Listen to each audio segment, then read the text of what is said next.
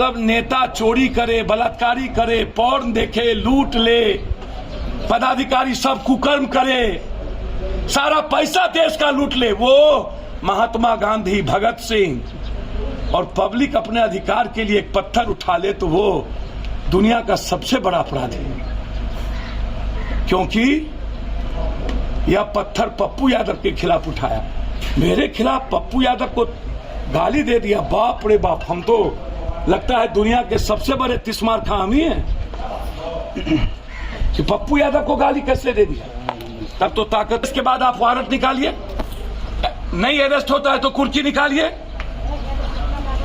घर को ढा दीजिए, कुर्की निकाल के।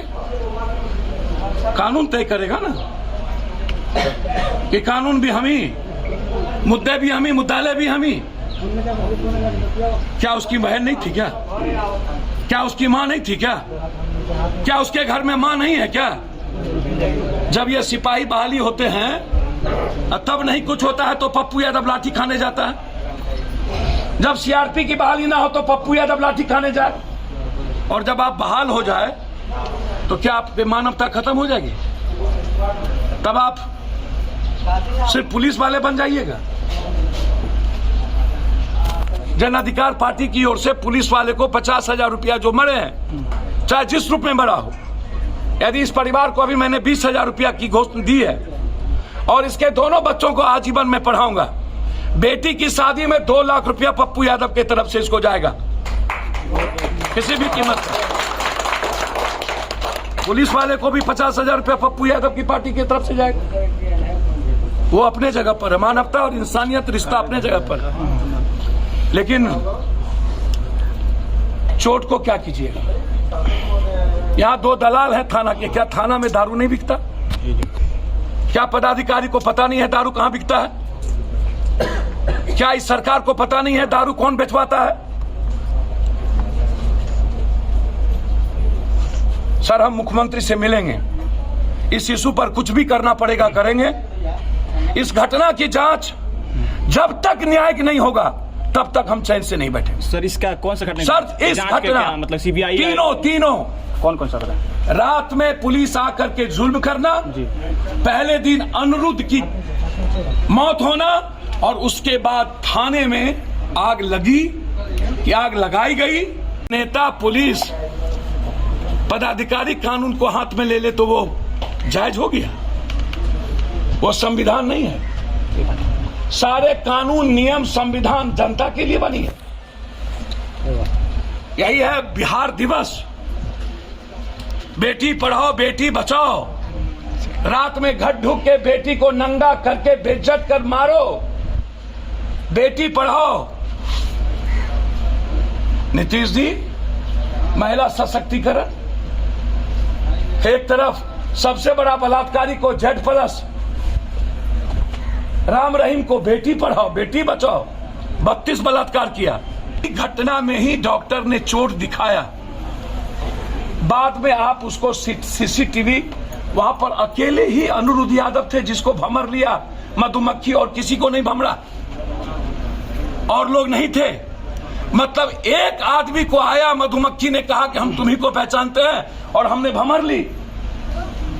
वहां 2, 3, 4, 5, 6, 7, 8, 10, इसके पहले मधुमक्खी ने कभी नहीं भंवरा वहां पर सिपाहियों को, या बाहर से गए पुलिस को।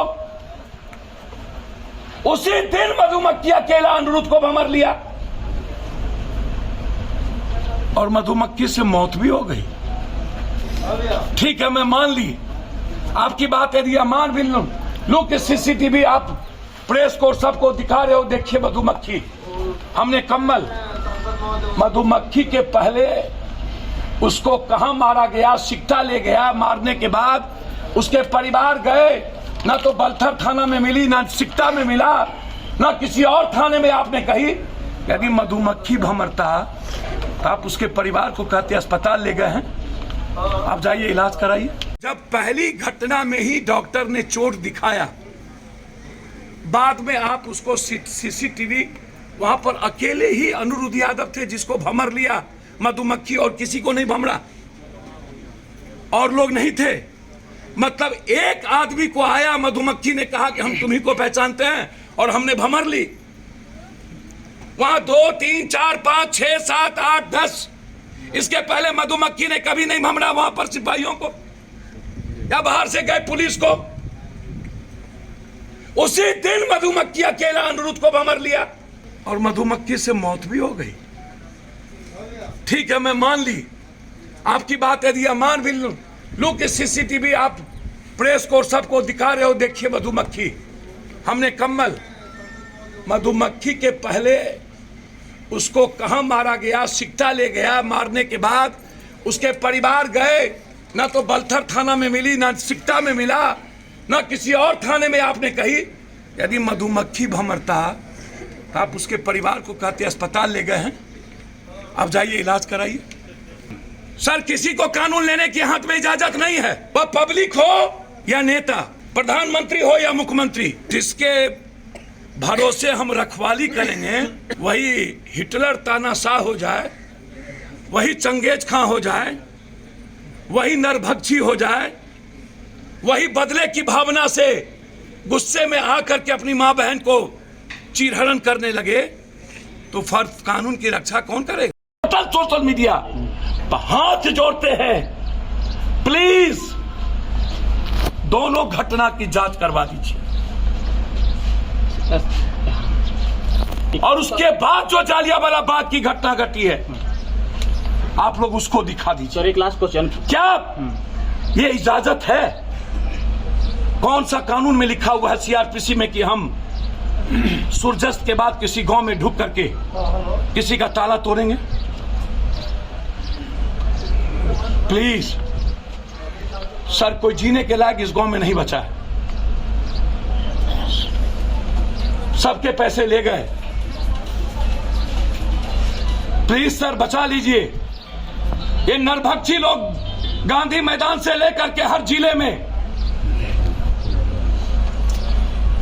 सारा माफिया अपराधी एमएलसी के चुनाव में पैसा बांट रहा है, मुखिया, वार्ड सदस्य और जिला परिषद को। हम मस्त, और बेतिया बघा के एमपी मस्ती में है, क्योंकि इस गांव का वोटर यहाँ के दोनों एमपी का नहीं है। विपक्ष कहां मर गया?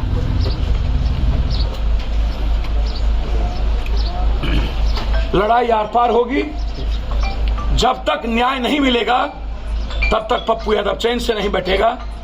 इस परिवार के लिए हमको जो करना पड़ेगा, दोनों परिवार, एक जवान एक इस परिवार के लिए सब कुछ करें।